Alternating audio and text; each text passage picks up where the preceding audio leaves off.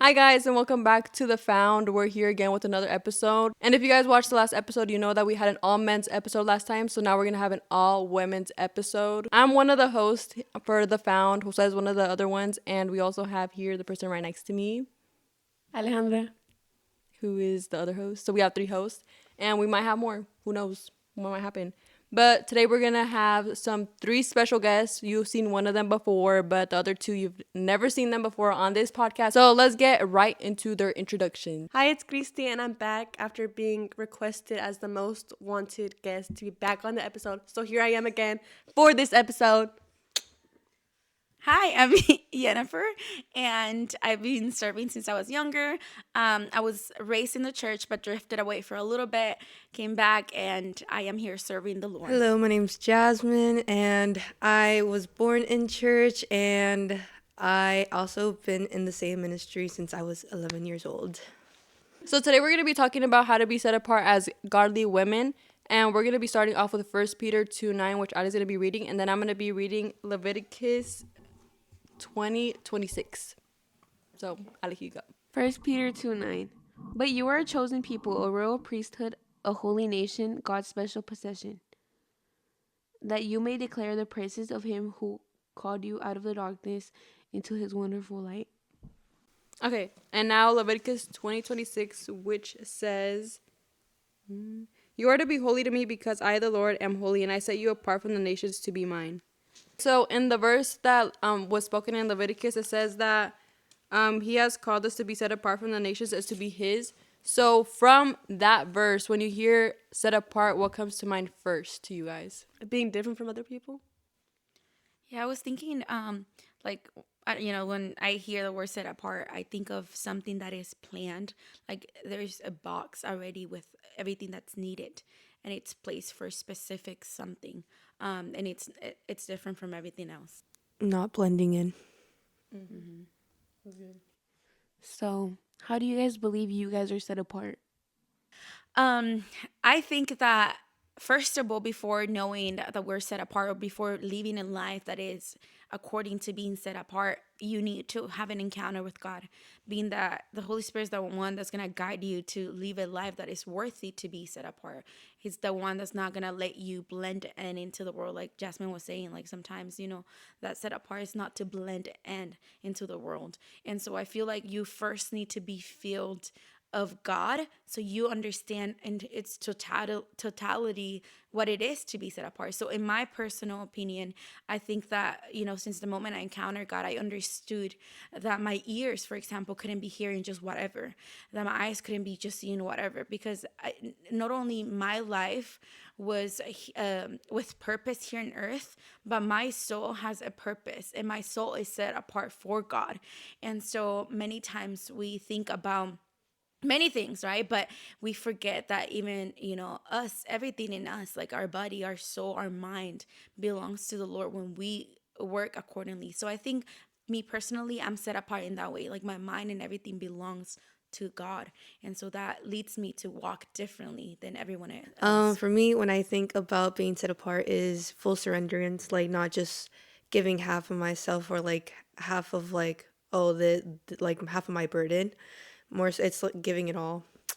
So I feel like for me, it was like it got revealed to me like over time. I didn't wake up one day and just be like, "Oh, I'm set apart." It was revealed to me over time through like my friends, because like especially in high school when I was with a friend group, I slowly realized over time like, "Oh, like this isn't for me. Like this is not who I am." And that's what the Holy Spirit was revealing to me, that this isn't who you are. Like this is not who I made you to be. That's not who I made you to surround yourself with. So I feel like he showed it to me through my environment, through my actions. And that's how I knew that I was set apart, because of what, like the conviction as well, like what he was revealing to me and the conviction that he had for me. Us being set apart, we've all grew up in church, and some of us may have like been still in church and like felt distant from God. And then maybe now we're back. Like me personally, whenever I was in church, I grew up in church. But there came a point when I was like completely like renounced being in a religion or like just knowing God for like a long time. But then I came back to it and had like a genuine relationship with God. And then I know I'm set apart, but even being in church, sometimes we could feel set apart in like a negative way, if that makes sense. Like sometimes we can start comparing ourselves to other people's journeys in church, if that makes sense. So has that ever happened to you guys where you felt like too much we're all being set apart and we're like with God, but in that walk, have you guys ever felt that comparison where like, why are these people having more blessings, or in a way, or like comparing your yeah, to others in church? Yeah. I actually have something to say for that, because I was like actually reminiscing on this earlier. Like I was like reflecting. I was like, dang, because you know how like in the last retreat, Pastor Ezekiel was talking about like, well, no wait, it was ministry time, and then the song said, "Si lo dijo él lo hará." And I think that's what like really spoke to me the most, because it was just like, oh, like I'm like constantly seeing other people have blessing. I'm constantly seeing other people like have miracles and stuff like that, but like when is it gonna happen to me? And so yeah. And then oh yeah, let me get it back into it. And then That's a good one. so that yeah, I feel like that was really revealed to me at that time. So I was just like, dang, like it's like, even though it's not the time yet, it's gonna happen. Yeah, and I think that has a lot to do with faith and your consistency with a prayer and a life where you feed yourself with the truth. Because even when you're at church, you're around people still. Like, it doesn't take you away from being surrounded with people. So the fact that you're not, your environment changes, but like right here, it's our mind that has to change. That's why the Word of God says, whatever's worth of thinking, think of that. And I think many times we don't watch what we're thinking here. We just let our brain just kind of like, go and go and go. And we don't even pay attention to what we're thinking of until we find ourselves in different emotions that might, you have as a core truth that you are set apart. But then you have those thoughts and voices into your mind. Oh yeah, how come you're set apart, but this is happening? How come you're set apart, but you're not seeing this? And I remembered like right now too with the question, like our church is a very supernatural church. Like we see a lot of things happening. We see the move of the Holy Spirit so strongly, and there's times where we have prophets, for example, right? And like back like 3 years ago that we had an event, like I thought to myself, why God like isn't speaking to me? But I realized like during that time, I realized that the best miracle and the best thing that we could have is that He speaks to us personally. And I think that is such a great blessing of being set apart, that He speaks to us personally. And when I understood that for me it was more valuable that He spoke to me, then I received word through a man. But it was after I understood that. And so yeah, I just wanted to share that. It's out here in our mind. Yeah. I feel like I'm gonna go back to what Jasmine said, because I feel like I've also dealt with that a lot with what he was saying about like growing up in the church and like see people get lifted up so much, or like in certain ministries, or like their process is being sped up. And I feel like that was the thing that really would get to me a lot as I was growing up, because I was like, why, like the same question, like why is that not happening to me, or like why is it taking so long for me? But then I feel like it had to take for me to have like that experience, or that moment of realization that like I feel like I had to have that realization that I wasn't doing things that were aligned to my purpose or to my calling. Like I was doing everything but like getting close to God, like, and I was like, oh, like God, like why am I not feeling you? Like why am I not having this? Like why am I not having that? But then my actions were like completely opposite. Like I didn't even know who God was. So I really had to have that encounter with God where He's like, okay, like you want all these things, but like you don't even talk to me, like you don't spend time with me, none of that. And it took a lot. Well, it didn't take a lot, but like it took time for me to actually like, be able to like turn away from the things that I was doing and to actually take Him seriously. That kind of reminded me of how sometimes I was gonna ask. There's two questions I want to ask. One was like, what was the most spiritual or supernatural way God has encountered your life? And then another one was, We're all crying. no wait, huh? We all cry. Bruh. Gracie too.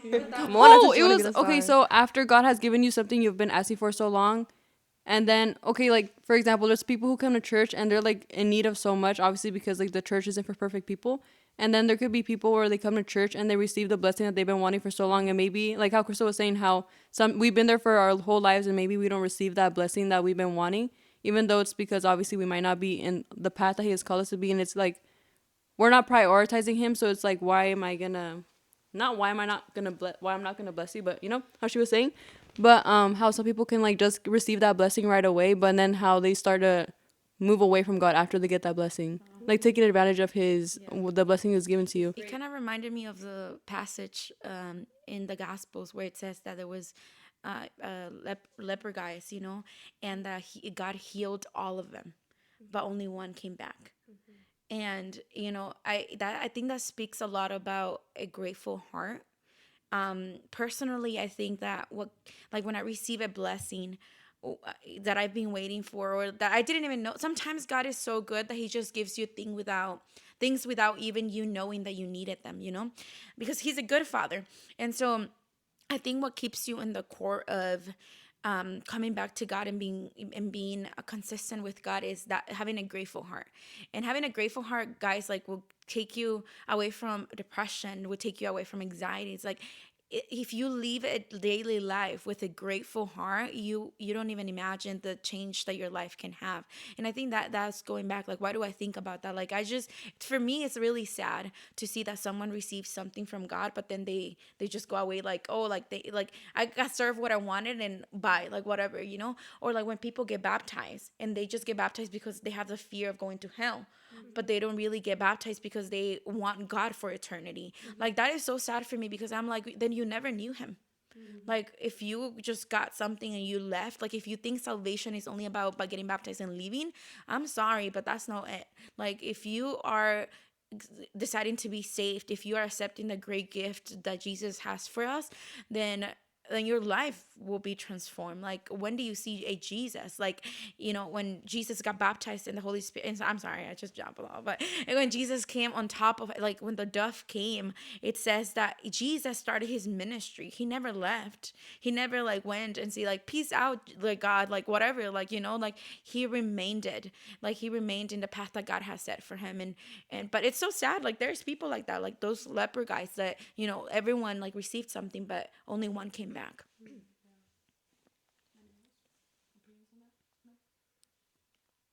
Okay, what was the most supernatural way God has revealed Himself to you, or like you have encountered Him? For everybody. Okay, this was the first time that I ever encountered God. This was 2022, May. It was at a retreat, and this pastor had came, but he didn't preach because like the presence was so heavy. It was kind of funny because like I saw him just waiting there with his iPad and his Bible, and I was like, baby, like it's not gonna happen tonight. So okay, let's just catch that. Anyways, okay, so the first heaviest way that he has ever like encountered me supernaturally was at a retreat in 2022, May 2022, and we were just in worship, and then we were gonna go into the preaching, but like it was just so heavy that we just didn't go into the preaching. We just kept worshiping.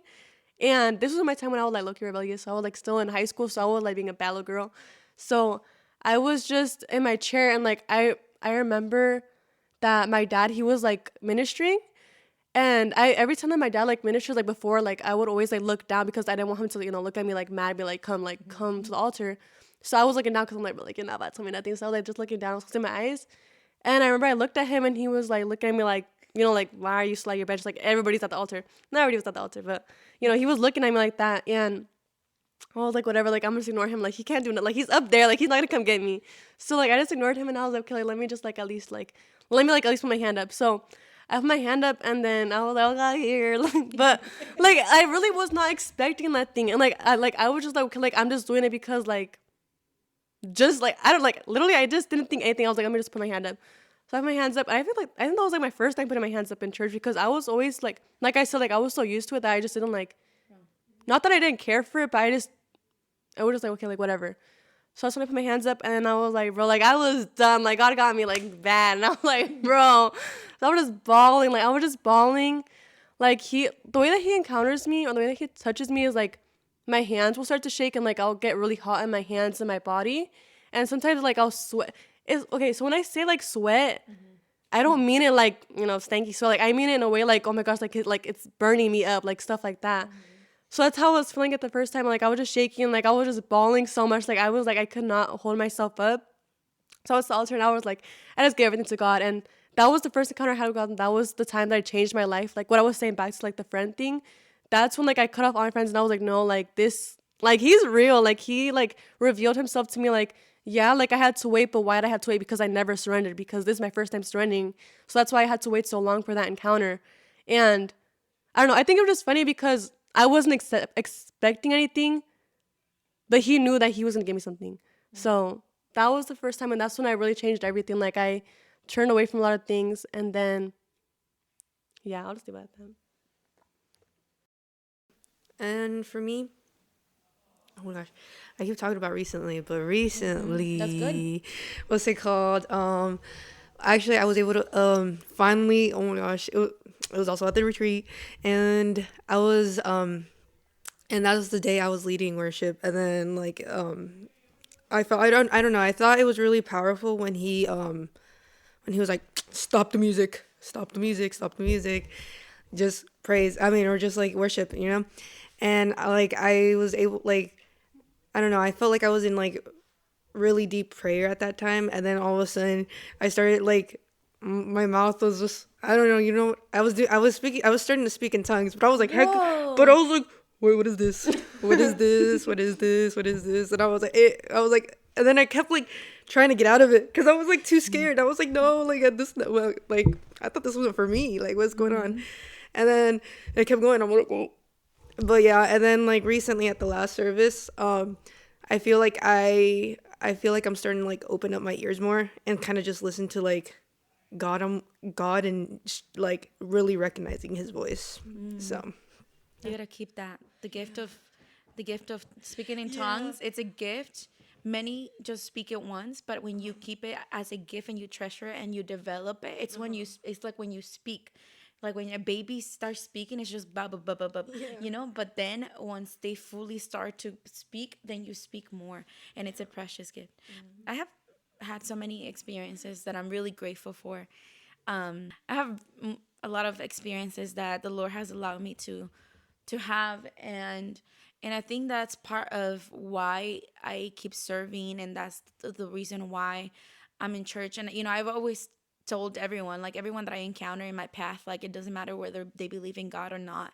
I tell them like I don't believe in God because my parents show like taught me of Him. I believe in God because He became real to me. At a young age, I had a supernatural encounter. I literally felt the arms of the Lord wrapping around me, and no one was hugging me. But you know, that was the first time that I felt fulfilled. But like, you know, this Sunday, like for example, this Sunday, like God is so good. Like when you seek, you will find. This Sunday, I was at the altar and I entered a very deep worship because there's levels to worship. You know, and there's worships where you're conscious about what you're worshiping for, but there is a level of worship where your spirit is worshiping. And I entered into that stage of worship, and I just felt how the Lord said, like you're always at the like como en la brecha intercediendo, pero ahora like just enjoy. And when I feel that, like just enjoy my presence. Like you don't have to do anything, my presence here, like just enjoy my presence. I feel like that just wrapped me in such a way, and it's so powerful to feel God. You know, I feel God in fire. It's different depending on like the atmosphere, because when I'm interceding for someone, I feel it in my stomach. I feel there's a fire in my stomach, and I can't stop it. But when it's just Him over me, like I feel it all over my head, all over my body, and I've experienced God doing things like oil coming out of hands, and it's just wonderful experiences and supernatural experiences. But yeah. We're gonna go into consistency with God. So like an example is whenever we're trying to get more into God, like how we recently just had the retreat, and how he was saying like the tabernacle, for example, how it was a tabernacle, right? And how Israel was taking advantage of the like that, not carrying the presence but not honoring it.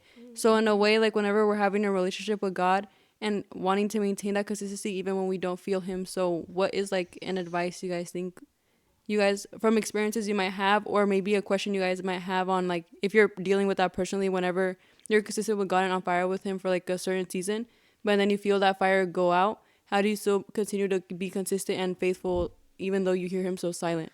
Well, I have always believed that once the like you feel that fire like not fade, like completely go away but fade, is because it's time to go into a new season, a new level, like so you don't get comfortable in being just there with God, like to seek more and to experience more, of that feeling of him. I mean, it's because I think sometimes we confused the press, like having him as like with a feeling. We kind of like put both in, because yes, his presence make you feel things in your body. But many times we might not experience things in our body, like Chris was saying, like my hands shake, or Jazmine was, sometimes she just gets like the Holy Spirit gets her in dancing, like, you know. But sometimes maybe it doesn't happen that way. Like maybe many times we're not gonna experience him in a feeling way, but we have to have a faith that he is there. It says that he, you know, even if your mom or your dad abandons you, like he will never abandon you. So it's just our trust that he is there. I've had seasons when I'm dry, and maybe like you guys haven't noticed, but you know, I've had my seasons when I'm like crying now, and I'm like, God, I don't feel that you're here, but I know you are here. So there's a difference, you know, when you're like, God, I feel like you're not here, but I know in conviction you are here. And most of the time, like Alejandra was saying, like what I experience is when I go through things like that is because there's something bigger coming up.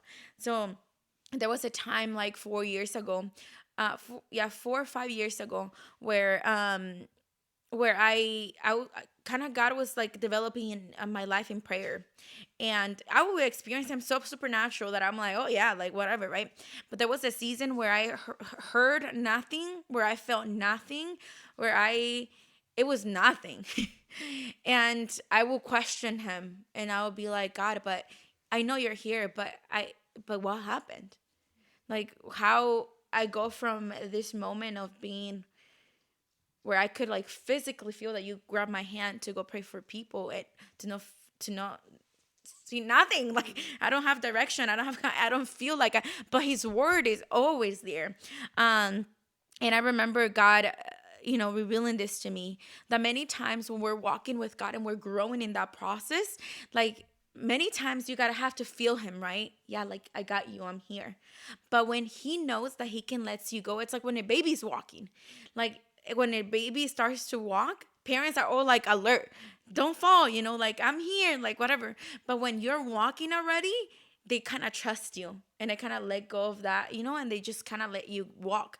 And that's how I experience that God is sometimes, like when you're going through dry seasons, because it's a process that is provoked by him, then it means that he's trying to let you walk in faith.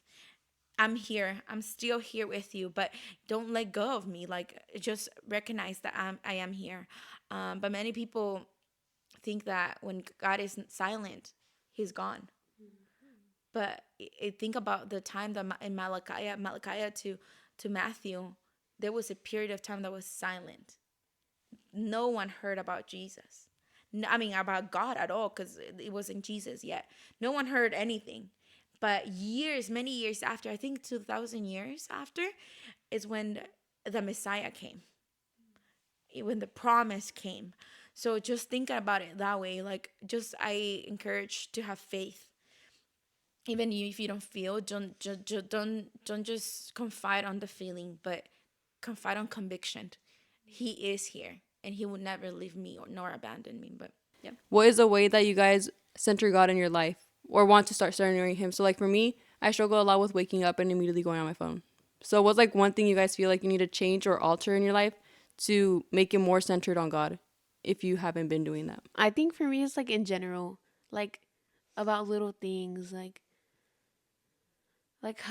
I don't know how to describe it, but like for me to allow me, like to allow him to take over me completely, because I feel like sometimes I'm like, okay, like I leave it to God's hands, but then the next second I'm like, okay, no, but I have to do it. Like I have to accomplish. Like when I'm always like, okay, like especially because okay, if you didn't know, I get mad, right? So like I know you wouldn't expect it, and it's just like I'm like, okay, like no, like I'm gonna like this is not godly of me, like godlike of me. So I'm like, okay, I'm gonna leave this to God's hands. Like I'm gonna try my best to react the best way, right? Or like I'm praying to God, but then in the instance of like anger or the feeling, like we were talking emotions, like I think emotions and your mind betray you a lot, because it's just like, well, they're meant, like they're just meant, like they're humanly, like obviously, like unless you have the Holy Spirit over you, I don't think your mindset could be like godlike. So like I was saying, I feel like in order for you to change your mindset and leave everything to God, but yeah, like that's what one thing that I would like to, like just in general, like everything, like I'd like to leave everything to the will of God, like my emotions, my mind, like my actions, cuz I feel like actions have a lot to do with who you are and what your mind like controls you to do, I guess. It's like, I don't know if it's a verse or something, but I always I've been recently reminding myself more because I feel like I've been in a new season with God, and I've been saying like, when I'm starting my day or I'm driving to work or something, I tell God like, let me reflect your image and who you are, and like let others when they see me like at least know that in a way that I'm representing Him, and that I'm trying to just be who He's calling me to be, and Set like apart. just yeah, exactly. Set apart. I think just in general, this is just very general, but it's discipline. Just like learning how to discipline yourself. Hey, like wake up at this time so you could have time for this, make time for this, and make time for this.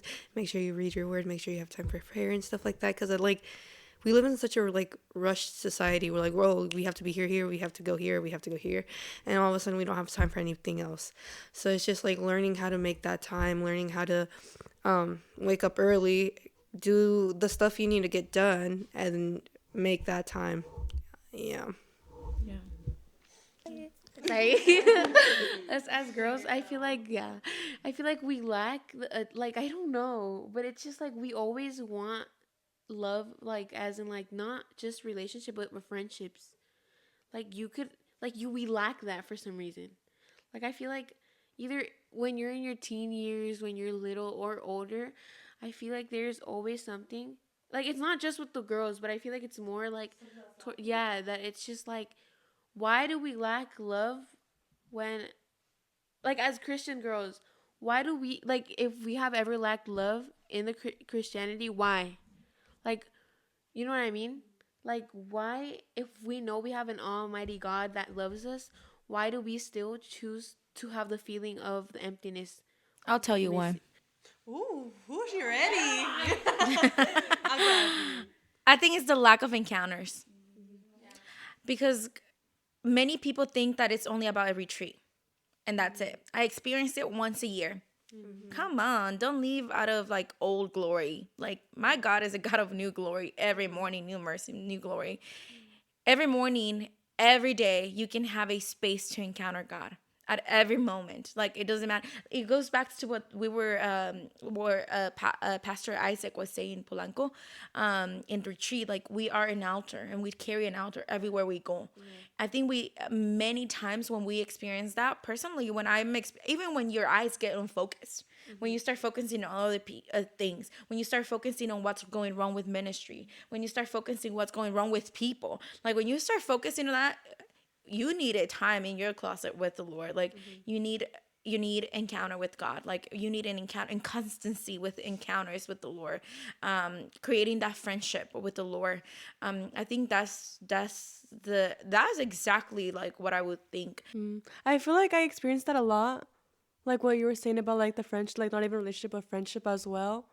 Like I feel like what you're like about our society, like everything is about like parties, like having all these group of friends, like fitting in with people, or like having like what like boyfriends or whatever, and that's like so normalized. And I feel like when you don't have that, you're like, oh, like, well, is something wrong with me? Like something must be wrong with me. Like I don't have this, I don't have that. Like I don't have the newest iPhone. Like you start questioning yourself, and that's where comparison comes in. And when you start comparing yourself to other people, and I feel like I struggle with that a lot. Like having that lack of like, oh, like I don't have a best friend, or I don't have this, or I don't have that. But like what you're saying about the encounters as well, that's what it took for me. Like God had to reveal himself to me to be like, oh, like you don't need a best friend. Like I'm your friend. Like that's how he showed himself to me, like as my friend, like as my father. like the things that I was lacking. Like if I'm ever sad, like he'll make me happy. Things like that. Like he knows how to show up for me. So I feel like for me in that area, like with the friend thing, like I used to like be like very, I don't know how to say it. Cause like with my friendships, like I've had like a few friendships with like where like it left me like very hurt, and he was able to like, how do I say it, like restore me from that. Like he didn't make me feel like, oh, like I never had the feeling again of, oh well, I need a best friend again, like I need this again, like I need someone to be with me all the time. Yeah, because I would feel a lot like when I would go to the stores, like, oh, like I don't want to go alone, like I need someone to go with me. But now like I'm able to go and be like, okay, like, oh, like I like this, like I don't know how to say, like I don't feel alone, like I feel like he's with me, like, and I feel like that fulfills me a lot. And I was telling the girls that group, like I feel like God is such a girl dad because he shows up, like I don't know how to explain, like he's just a girl dad. And I was telling them like I love like little things, like I had a scary story with ladybugs, but I like them now, so I love ladybugs. I love ladybugs, and I like when clouds like form shapes.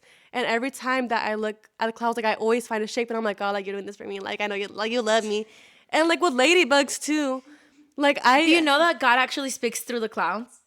well, he speaks to me every day. Yeah. Yeah, like it has messages like through the clouds. Like it could be like that's prophetic as well. Yeah. Anyways. Yeah, and yeah, like just those little things, like he'll show up for me in those things. Or like if I'm feeling lonely, like even with the clouds, like even with the clouds things, like if it sounds silly, like that's how he shows up for me. Like with the ladybugs, like he'll like send ladybugs. I'm like, I know like it's from God. Like I love ladybugs. He knows I love ladybugs, and I have asked for him like for like a sign, like a certain sign through a ladybug, and he be sending me the ladybugs. So I'm like, God, like even like the little things, like he'll show up in those ways that I don't feel like I lack anything, if that makes sense. Like I know that he's there for me because he shows me in the little things and in the big things. To add on to that, I feel like this one time, it was like last year around this time, I was going through like a hard time where it was like I needed to be lonely. Like in order for me to realize who was for like who was gonna be there for me, and I didn't have to depend on other people. Because I feel like yes, like I am a tough person. Like I feel like once you do something to me, like yes, like people might say like, oh, like your ego is so high, or like you're petty, like, and I'm like, no, because it's like I know where I stand. Like I don't like yes, this is gonna sound petty, but it's just like it's not like I'm not trying to be petty. It's just like I know the only person I need is God. Because this one time, like I was just there in my bed. Well, yeah, because I was homeschooled. Like I had nothing else to do.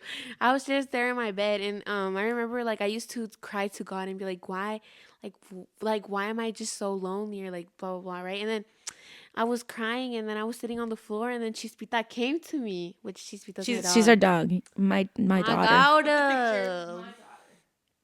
Okay.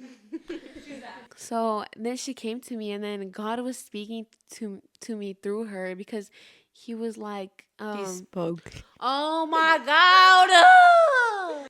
Can I actually say my story? Go. Because you guys never. Okay. So I was sitting down on the floor, and then she came to me, and then God was like speaking to me through her. And he was like, I seen this one video like not that long ago from that time too, that was like, oh, like God made dogs so they could show you love by actions, not by words. And then like she just came to me, and I was like, wow, like I really don't need nobody else but you. Like it just dawned on me. And it wasn't Chispita, it was God. It was God, but he used her. Like, I don't know. And that time it was just so hard, because I remember I used to think I was doing everything wrong. I mean, like, yes, I was. But anyways, it was just a very like hard time in my life, because I remember like my chain, let me just tell you about this. My chain got tangled, and like I know it looks so small, but it's just like, baby, I already felt horrible. Like I started crying, and I was like, why me? Why me? Why me? And I was like untangling the thing, and then tell me why the next day I lost Chispita. Like she oh my God. It was actually like you no, it was like just horrible. Like all that week, like it was just like me crying like every day, all day long, because it was just like, wow, like, but I needed to realize that, like, I needed to depend on something higher than myself, or like people here, you know, because I feel like we take God as in like, oh, he's God. Like he's only there to be a father figure or just there to give me blessings. But I feel like, I mean, speaking from my perspective, um, like yes, you do mistakes, but he sees you as like a daughter. Like sees you somebody like in the future. Like he already knows who you're gonna be, and I feel like every time that we do something wrong, I don't think it like yes, it's hard because you're gonna be like, oh, like God is not gonna accept me, but I feel like that's what should make you be closer to God. Like, oh, I did something wrong, but let me try to redeem it. Like, let me try to put in my work to be better and be somebody like that nobody would expect other than God because he's the one that gave me this confidence or you know what I mean? Like this feeling. But yeah. All of a sudden you don't want to talk. No, I was just thinking, like, it just came to my mind, like, why do you guys think there's people that feel like church is not for them? Why? Because I've heard many people that say, like, I want to, but it's just, I can't. Or it's not for me. Yeah. Well, I feel like, first of all, God, the Holy Spirit hasn't been revealed to you as in, like you haven't encountered him. But I also feel like, well, from my perspective, at the beginning, like, I was, like to my peak of a relationship with God. But then I started paying attention to, like, people's actions, like, who people were. Like, I would go to church and be like, oh, like, I would focus more on people than be, like, in the service. Like, hey. Like, you know what I mean? Like, I would... nosy. Oh, my God. You were like, the who's first one. crying? I'm just kidding. No, but I would, like, focus on, like, let's say if, like, oh, at that time I was being tested too, but I'm always being tested. I'm always being tested. But, like, You're let's Job. say- my testimony? Oh, yeah, like, let's say, like, Christy just, like, didn't say hi to me. Or I would, like, see as, like, wow, she wants me dead. Like, it would be so, like, my mind is just, like... She's young. Oh my God, I'm speaking from the perspective of Yes, right go. now. Yeah, and there's a lot of people that are old and act like that. Mm-hmm. Oh yeah, like I don't know. I feel like I would like pay attention. Like oh, Chris, like it would just be like people's actions affecting me until I realized that was the problem. Because like it's just like no, yeah, because I feel like everybody tries to blame people for their own like situations. Yeah, like I feel like oh, like I would be like oh yeah, but they did this to me. But it's like, baby, you lack the Holy Spirit. So it's just like, you guys both have something wrong with it. But it's like, it's just you and me. I wanted to answer that question because I feel like what was the question again? Like, why does many people like say that church is not for them? Okay. Because I feel like people have. Sorry, that was funny. What's it called? I feel like a lot of people have a stereotype on what church is or church hurt. So I feel like they've been hurt before by the church, or like, hold on, let me see how to view it, how to phrase it. But it's just like, oh, like a lot of people that don't want to get into churches because like, oh, they're so judgy. They're gonna judge you the moment you come in. Like they're gonna say blah blah blah blah blah blah. Like this is not allowed. This is not allowed. This is not allowed. This is not allowed. And then they're gonna be like, oh, but that's all me. So like that's me. You know what I mean? Mm-hmm. And then there's also people that've been hurt by the church and they blame it on God. Mm-hmm. So that's why I feel like a lot of people don't go towards religion because it's religion. You know, not the relationship. Yeah, not the relationship. I agree though, because I feel like that's whenever you do grow up in church or maybe you've been in church a long time, you can end up getting church hurt, and then that makes you like how Anna was saying how she focused on the people. I feel like that's what ends up happening because I feel like some people forget when you go to church, those are people who are imperfect. Like we're still trying to work on ourselves, and people are still having their own struggles they're still battling with. Maybe they haven't given it to God or we just never know what it is, but it could be like our leaders or it could be different people who end up hurting you or the people that you least expect you to hurt. Like maybe it was friendships. Like it could be so many different aspects, but it's just because they're still working on themselves. God is still working in them. And then so I feel like there's just like so many things like that where it's like obviously I went into the more why church hurt happens, but also like I feel like that's what happens with a lot of people. It's just that they receive that, but then don't let that be like your last or like your last impression, because it's like, no, you're not there for the people. You should be there for God. Like, don't forget why you're going to church or why you might be open to it. And then obviously it's an intimidating thing. Like, I know I've heard some people like, oh, it was intimidating, or it was like, I expected it to be a certain way, but it wasn't like that.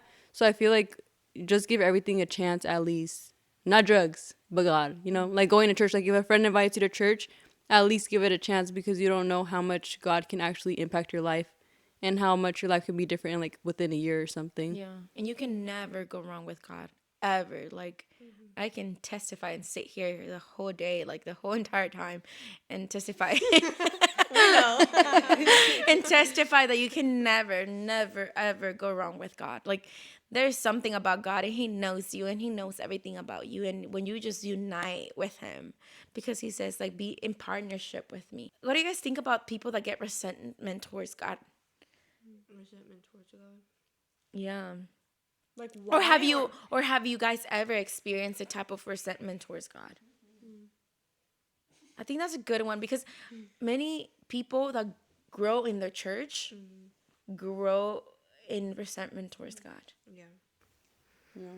I feel like a lot of it has to do with like, well, like when you grow up in church, like at first I feel like it's more so like, oh, that's like my parents' God, that's not my God, and then they want you to act a certain way, and they want you to follow the guideline, I guess, the guideline, which leads to resentment. So it's easy to get, and it's not it's easy to go in the wrong path into resentment, when you kind of just feel like you're in a box, when it's not. When you feel like you're in a box, it's more so like I said before, it's like, wait, how do I explain this? It feels like when you feel like you're in the box, it feels like you're not seeing God for who He is, because you're following your parents' God, not your own. And that's when you feel shut down. And that's when I feel like resentment starts growing, bitterness and all that. Yeah. What advice would you guys give to the people that have experienced or are experiencing currently? Like, oh, like, I don't want to do nothing with the church because I have a type of resentment. I feel like, I feel like that's hard, because I didn't listen to anybody. I didn't care. Like, I was like set on what I wanted to do and not wanting to have a relationship with God, and I didn't care what people said. Yeah, I feel like that would make me more mad. Yeah. Wait, just me being mad. You're already mad. That's already making me mad. Oh, we started debating. Oh. Yeah, but I feel like that's hard. Yeah, because I feel like once you grow resentment or bitterness, it's so hard to just like, vanish it. But I feel like when God encounters you, that's when it vanishes, if that makes sense. You can't do it on your own. Like, it's when He encounters you. But like, going back to what, like, if we ever felt that, I like definitely have had that, like several occasions. Like, the main one would be like obviously growing up in church and like seeing so many people coming and going and growing friendships with people and like having them come and go for like different reasons. And I'll be like, okay, like, well, why? Like, you brought them here for a purpose, but then like, what was the purpose for them to leave? Like, why would you bring them here just to take them away? Or like, why would you get me comfortable with these people just for them to like hurt me? So that's like one of the main ways that I grew resentment, just because like, what, I'm 20. No, I'm not. I'm 19. I mean, I'm a teenager. Okay. I'm 19. Like, after all these years, like, I've seen so many people come and go. Like, I've been hurt by so many people. And I feel like God was just like, okay, like, it's not about them. Like, back to what they were saying about, it's not about the people. But for me, like, growing up, like, it was about it, because, like, these are my, like, they are my family. Like, even what our church is called, our church is called Church of the Family. And I feel like that's why I hit much more, because I'm like, you guys are my family. Like, why are you guys leaving? Or, like, why are you hurting me? And that's what made me grow my resentment against God, because it's like, why would you bring them to me, like, just to hurt me? And that's what I thought. Like, I thought that, like, was just like, oh, like, this is for me. Like, I'm supposed to get hurt by every single person that comes to church. Like, when new people would come to church, like, I would just immediately, like, not even talk to them, because I was like, why am I going to talk to these people? Like, why am I going to try to grow a friendship with them if they're just going to leave me? Like, that was my mindset for a long time. And going back to what you're saying about, like, the loneliness, like, why do we feel that?